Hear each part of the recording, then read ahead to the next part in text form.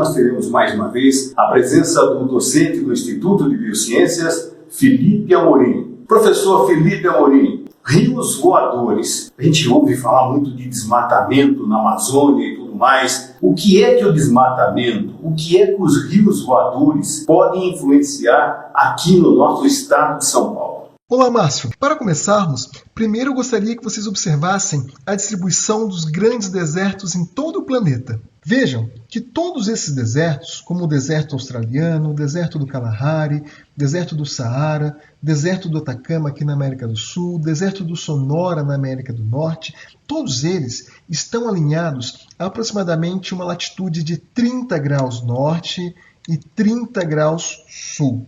E por que esses grandes desertos eles vão se formar exatamente nessas regiões do planeta?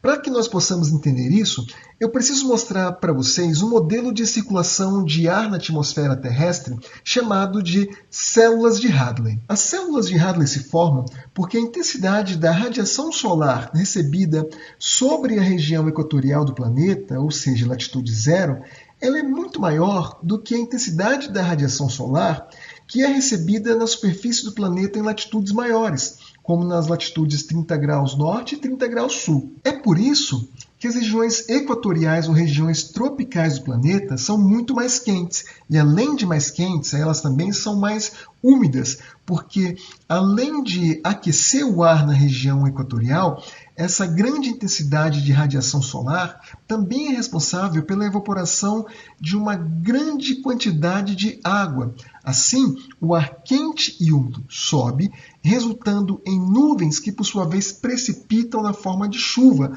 formando aqui nas regiões equatoriais grandes florestas tropicais. Porém, uma vez que essa massa de ar ela perdeu a umidade, ela continua subindo, só que ela sobe dessa vez seca e na medida que ela vai se deslocando para o norte e para o sul, ela se torna mais fria. Essa massa de ar fria e agora seca, quando ela alcança as latitudes de 30 graus norte e 30 graus sul, essa massa de ar ascendente, ela se torna agora uma massa de ar descendente. Então ela desce seca e fria, lambendo toda a umidade da superfície do planeta nessas latitudes de 30 graus norte e 30 graus sul. E assim, ao remover toda essa umidade, ela torna essas regiões áridas. Agora que nós entendemos, em linhas gerais, como funciona o modelo de circulação das células de Hadley, é bastante intrigante se nós pararmos para pensar por que o estado de São Paulo, que está localizado aqui nessa região aproximada na qual se formam os grandes desertos mundiais, não se trata de uma região árida, tampouco desértica. Em outras palavras, o que teria o Brasil e a América do Sul de tão especial que regiões nas quais são esperados a formação de desertos não ocorrem desertos? A resposta é a Amazônia. A Amazônia influencia diretamente o regime de chuvas do sudeste do Brasil, consequentemente do estado de São Paulo. E isso ocorre através de um fenômeno belíssimo que vem sendo popularizado ano após ano, chamado de rios voadores. E para que nós possamos entender como funcionam os rios voadores, a gente precisa entender agora um novo modelo chamado de bomba biótica de umidade.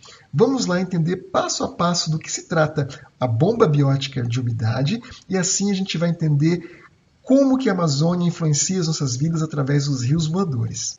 A teoria da bomba biótica de umidade ela foi proposta há menos de uma década e meia atrás por uma dupla de cientistas russos formados pela doutora Anastasia Marakaeva e pelo professor Viktor Goshkov. E essa teoria também tem como coautor o cientista brasileiro Dr. Antônio Donato Nobre, pesquisador do Instituto Nacional de Pesquisas Espaciais, o INPE, aqui em São Paulo. E o que nos diz essa teoria? Ela nos mostra a importância das florestas tropicais em todo o planeta na dinâmica de circulação da água e até mesmo das massas de ar. E como que isso acontece? As florestas tropicais do planeta, elas funcionam como uma grande bomba que suga um ar úmido que é evaporado pelo Sol sobre a superfície oceânica para dentro do continente. Isso ocorre porque, através do processo de transpiração, As árvores conseguem carregar do solo para a atmosfera um volume muito grande de água. Para que vocês tenham ideia da magnitude desse volume de água transpirado pelas florestas para a atmosfera, 1 metro quadrado de floresta carrega muito mais água para a atmosfera através da transpiração do que o Sol consegue evaporar em 1 metro quadrado de oceano. Além de carregar um grande volume de água do solo para a atmosfera através da transpiração, as árvores das florestas, elas também produzem aerossóis. Os aerossóis, eles são micropartículas que auxiliam no processo de condensação da água e formação de nuvens de chuva, que por sua vez criam uma região de baixa pressão sobre as florestas. Uma pressão sobre a floresta ela se torna mais baixa do que a pressão sobre o oceano. E como fisicamente as massas de ar elas se deslocam dos ambientes de alta pressão para os ambientes de baixa pressão, a floresta ela acaba funcionando como uma bomba biótica que suga a umidade sobre a superfície do oceano para dentro do continente. Tendo isso em mente, vejam o seguinte cenário. Imaginem que uma árvore de 20 metros de diâmetro de copa ela vai transpirar para a atmosfera 1.100 litros de água por dia. Agora imaginem a floresta amazônica que abriga alguns milhares de milhões de árvores desse porte, o volume de água diariamente que essa floresta vai colocar na atmosfera. Para que vocês tenham ideia, esse volume de água transpirado pela floresta diariamente, ele supera o volume de vazão do próprio Rio Amazonas por dia. Ou seja, a água que é evaporada pelo Sol aqui na superfície do oceano, ela é bombeada ativamente para dentro do continente pela floresta amazônica, que atua como uma verdadeira bomba biótica de umidade. As árvores da floresta, por sua vez, carregam essa água de volta para a atmosfera através do processo de transpiração.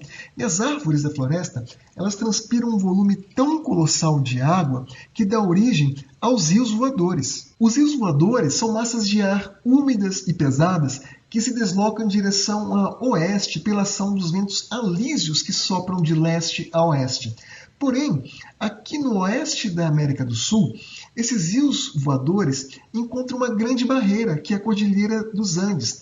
Essa barreira faz com que essas massas de ar se desloquem para sul e sudeste da América do Sul, trazendo as chuvas para São Paulo, que são tão importantes para o reabastecimento de nossos reservatórios, como é o caso da Cantareira, e que também é muito importante para poder mover a economia do estado. E é por isso, Márcio, que a gente não pode ignorar de forma alguma o que tem ocorrido na floresta amazônica recentemente.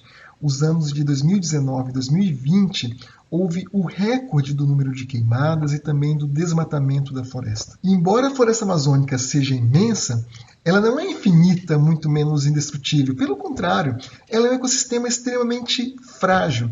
Pesquisadores estimaram recentemente o chamado ponto de não retorno da floresta. Quanto de floresta nós temos que perder para que ela alcance o seu ponto de não retorno, que é um ponto no qual ela não se sustentará mais como nós a conhecemos. Esse ponto de não retorno é estimado em cerca de 24, 25%, e nós estamos muito próximos desse ponto de não retorno. E se a floresta amazônica alcançar o chamado ponto de não retorno, ela não vai oferecer mais esse serviço ecossistêmico tão importante para todo o Brasil. Ela não vai oferecer mais a produção de chuvas para o Brasil, produção de água. Isso é muito importante, isso não pode ser ignorado.